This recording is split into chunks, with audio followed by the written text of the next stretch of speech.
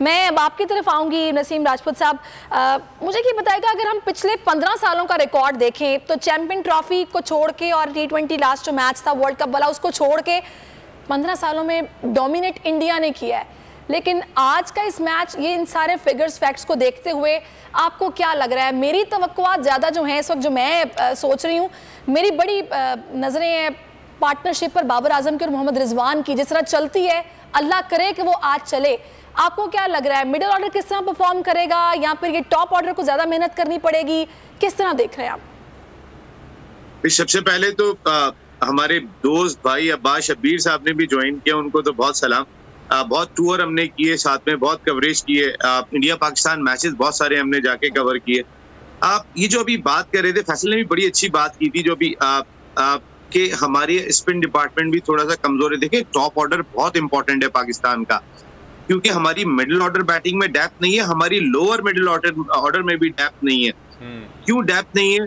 आप middle order batting में हमें एक्सपीरियंस दिखाई नहीं दे रहा। इंडिया के पास एक्सपीरियंस है, टॉप ऑर्डर उनका भी उतना अच्छा है जितना हमारा अच्छा है, लेकिन हमें 14 ओवर पहले 3 बैट्समैनों के साथ जरूर खेलना होंगे। उस सूरत के अंदर हमारा ये मिडिल ऑर्डर बैट्समैन या लोअर मिडिल ऑर्डर जो है वो कहीं ना कहीं इफेक्टिव दिखाई देगा। अल्लाह ना करे अगर हमारा ऊपर से कोलैप्स हो जाता है तो मुझे नहीं लगता कि नीचे कोई संभालने वाले ऐसे बैट्समैन है कि जो बारी को लंबा लेके जाएं। परसों में कश्मीर में ही था जब कश्मीर प्रीमियर लीग का इख्तिताम हुआ, शुएब मलिक की टीम जीतने में कामयाब हुई। मैंने उनसे जब पूछा कि आपने क्या क्रिकेट छोड़ दी है, तो उन्होंने कहा मुझे खिलाते नहीं है तो मैं क्या करूं। अब आप हर वर्ल्ड कप में शुएब मलिक को लेकर आएंगे, अक्टूबर में वर्ल्ड कप है, आप अपनी मिडिल ऑर्डर बैटिंग को यही क्यों नहीं आपने मजबूत किया? आप एशिया कप में जो कंडीशन शुएब को बहुत ज्यादा सूट करती है, आपको यहाँ पे उन्हें खिलाना चाहिए था। हम खुद ऐसी गलतियां, ऐसी कोताहियां करते हैं, अपनी टीम को कमजोर करते हैं। देखें सैरिश, हमारा अब इंडिया से कोई कंपैरिजन रहा नहीं है। इंडिया जिम्बाब्वे टीम भेजता है तो उनके मुख्तलिफ खिलाड़ी जा रहे होते हैं, इंडिया श्रीलंका टीम भेजता है तो उनके मुख्तलिफ टीम जा रही होती है। उनकी उसी दौरान में टेस्ट टीम भी इंग्लैंड में मुकाबला कर रही होती है, वो 3 टीम बनाने में कामयाब हो गए। हम आज तक ये रो रहे हैं कि शाहीन शाह अफरीदी नहीं होंगे तो क्या होगा।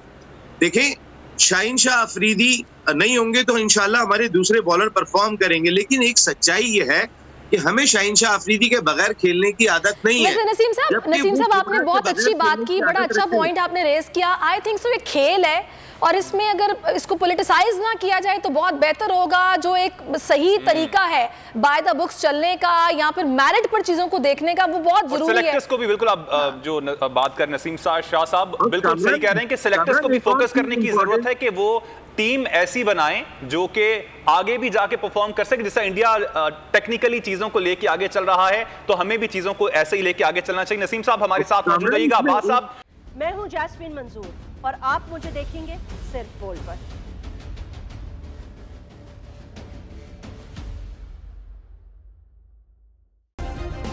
सब्सक्राइब करें और बेल दबाएं ताकि कोई खबर रह न जाए।